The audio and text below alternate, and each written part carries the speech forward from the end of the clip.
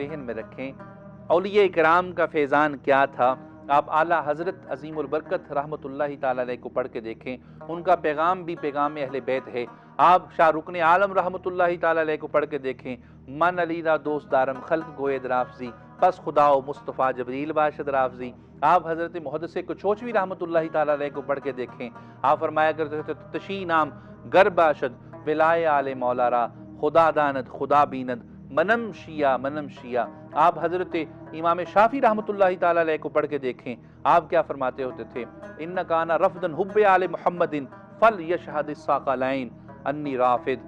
آپ یہ فرمایا کرتے تھے کہ اگر آل محمد کی محبت رفد ہے تو سنو شافعی سے بڑا شیعہ کوئی ہے ہی کوئی نہیں۔ اور اعظم ابو حنیفہ رضی اللہ تعالیٰ عنہ کی ذات اقدس، حضرت امام مالک رحمۃ اللہ تعالیٰ علیہ، حضرت امام حنبل رحمۃ اللہ تعالیٰ اور حضرت امام نسائی رحمۃ اللہ علیہ، آپ پڑھ کے دیکھیں آپ کی موت کی وجہ کیا بنی، حب آل محمد۔